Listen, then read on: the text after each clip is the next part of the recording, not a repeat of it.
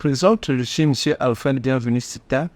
Je suis le président national de l'Association congolaise de lutte contre la drépanocytose, en sigle ACLCD. Je suis M. Paul René, vice-président de l'Association congolaise de lutte contre la drépanocytose. Nous sommes une association bien fondée, structurée, et nos objectifs au niveau de l'association, c'est d'amener des plaidoyers au niveau des partenaires techniques et financiers et pour faire connaître les difficultés de la maladie et afin de chercher des solutions adéquates pour les personnes vivant avec la drépanocytose. La drépanocytose, comme vous le savez très bien, c'est une maladie du sang héréditaire qui se transmet des parents à l'enfant, non contagieuse et qui touche aussi bien les filles que les garçons.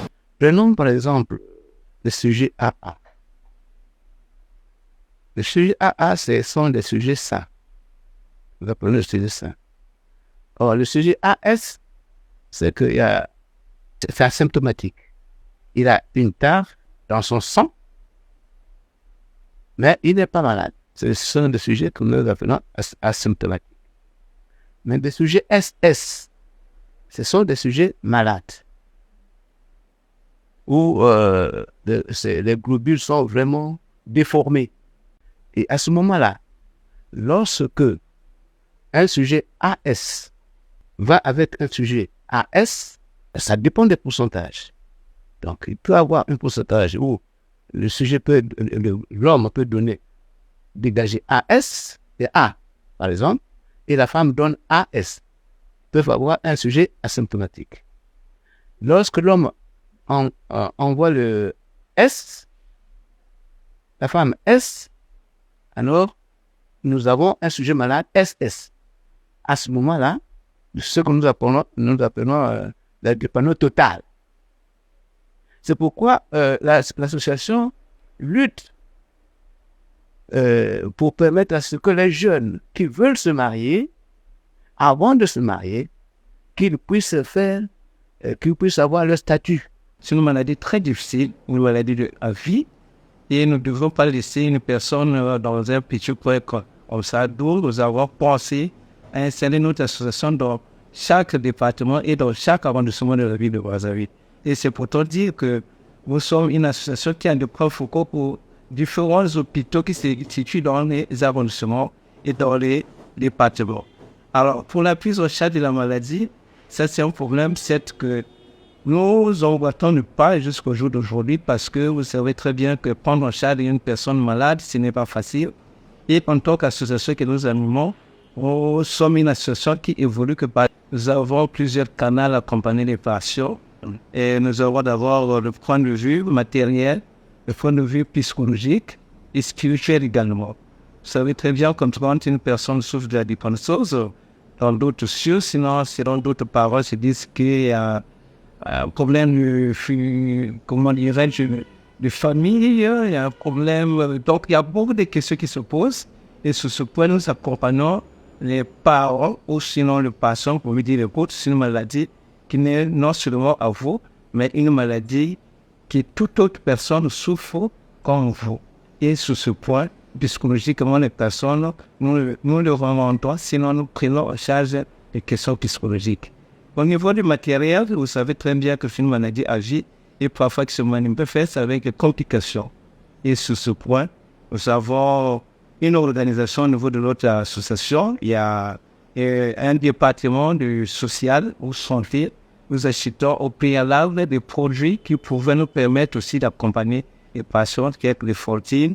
Et pour les patients qui manifestent tels que comment on appelle ça, d'autres complications, il y a des produits également que nous mettons à disposition qui sont conseillés par un médecin. Et ces produits, nous les achetons au préalable pour les mettre à disposition des malades. Et hormis cela, il y a le deuxième partenaire que nous travaillons ensemble, c'est le Centre national de référence à la drépanocytose, on le prévient. C'est un centre de référence pour la prise en charge des personnes drépanocytaires. C'est un partenaire technique qui est à notre côté. Et en quelques mots, je dirais encore, il y a l'appui aussi, quelquefois, de la Fondation Congo Assistance, qui viennent ou qui travaillent en partenariat avec nous au moment où on comptait. Bon, il faut que je vous le dise. nous avons un accord de partenariat avec le ministère de la Santé. Et pour autant dire, un accord de partenariat avec le gouvernement. Ils nous reconnaissent. Parce que notre partenaire privilégié. Donc si nous avons un petit souci, nous pouvons nous rabattre auprès du ministère de la Santé. Bon, maintenant, en dehors du ministère de la Santé, on peut, nous sommes parfois à la recherche d'autres partenaires. Un peu ceux qui peuvent nous soutenir, voilà. Notre partenaire privilégié, c'est le ministère de la Santé. Nous avons un accord de partenariat signé. Nous avons commencé à constater l'arrivée de certains partenaires techniques. Je peux prendre tel que l'Expertise France et par le biais de l'association Cerveau Universel qui a créé un projet PODI pour la prise en charge des enfants de 0 à 5 ans. Nous avons 32 000 personnes vivant avec la drépanocytose enregistrées au niveau du Centre national de référence de la drépanocytose. Et au niveau du pédiatrique, l'enfant, là, je crois, au cas de CHU, il y a 1800 personnes vivant avec la drépanocytose. Enfants comme adultes. Donc ça, c'est les chiffres que nous en avons. Mais au niveau national, on n'a pas encore des chiffres. Nous sommes en train de faire un travail de fond. Comment ça se passe? Nous avons déjà mis les antennes dans les différents départements qui ne nous ont pas encore envoyé les résultats fiables. Donc, dès que nous aurons un résultat fiable, à ce moment-là, nous devons faire un chiffre exact. Mais nous sommes en train de faire un travail de fond. Parce que dans différents départements, nous avons des antennes. Mais à tout moment, parfois, ça lambine et ainsi de suite. Mais tenez-vous bien, nous en aurons exactement. Mais il y a un taux quand même élevé. Un taux élevé au Congo, c'est pourquoi nous disons que par rapport à ça, ça devient une préoccupation publique. Pourquoi faire connaître la maladie pour que chaque citoyen lambda puisse connaître que la drépanocytose est une maladie à vivre et difficile à vivre avec. Et comment faut-il éviter? Pour éviter cela, il y a ce que nous appelons de mettre en place 3 principes. Donc il y a le premier principe de la prévention primaire, il y a le deuxième principe de la prévention secondaire et le troisième principe de la prévention tertiaire. Alors la prévention primaire, qui veut dire quoi?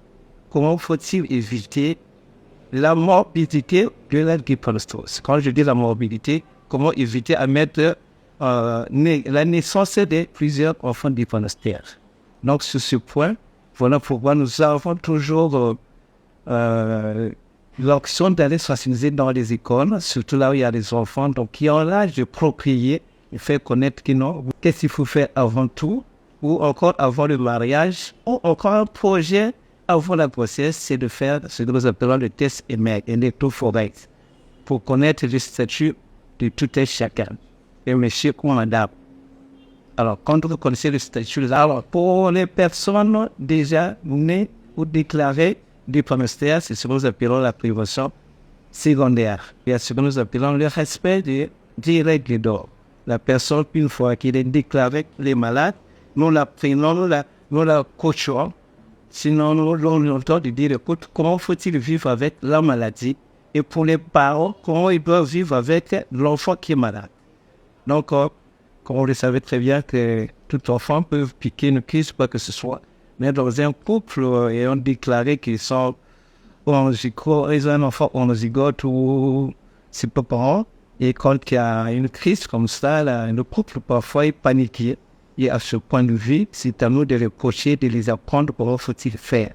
Ils ne se paniquent pas, voilà pourquoi nous, les associations sont toujours permanents au niveau du centre de référence de la drépanocytose pour dire aux parents que non, ne vous paniquez pas, venez, nous sommes là pour vous recevoir. OK? Et maintenant, à ce qui concerne la prévention tertiaire, il faut dire, oui, la personne drépanocytaire est malade, c'est une maladie à vie. Mais malgré une maladie à vie, c'est une maladie qui manifeste aussi des complications. Au jour d'aujourd'hui, chez les femmes, il y a ce que nous appelons parfois des règles douloureuses ou parfois l'accès des jours de règlement, des règles de leur menstrues. Vous voyez, Chez les hommes, parfois, c'est le priapisme qui se manifeste, ou encore il y a ce que nous appelons les ulcères donc il y a plusieurs complications. Donc sur ce point, nous prenons toujours la charge des parents de leur dire, écoute, voilà ce qui pourrait t'arriver, et que cela, si tu constatais dans ta vie ou dans le cas de ta santé, ne te panique pas, mais il y a toujours des mesures de prise en charge. Nous voulons au Congo réduire le taux de prévalence.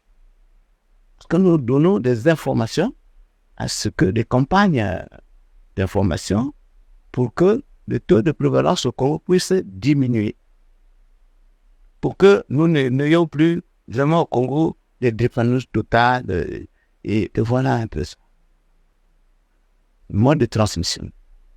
Donc, il faudrait que nous nous arrangeons, nous, avec nos enfants, de leur informer que, attention, il y a la dépendance. Ah, voilà la maladie. Comment ça se passe et quels sont les symptômes et comment ça se manifeste. Alors, quand tu es dépendant total, vous dépensez trop parce qu'il y a des crises. À tout moment, l'enfant meurt. Puisque nous avons un hôpital spécialisé, suivi par le professeur Lokekia Selira, c'est là où les enfants sont bien suivis. Nous voulons aussi demander à ceux qui nous écoutent s'ils peuvent nous apporter aussi de l'aide pour permettre à ce que l'association fonctionne mieux et bien pour que nos enfants puissent être en bonne santé. Parce que nous luttons contre la dépendance, c'est pas facile. C'est pas facile. Donc, si il y a ceux qui nous entendent, qui peuvent aussi nous apporter de l'aide, et ça nous arrange. Merci.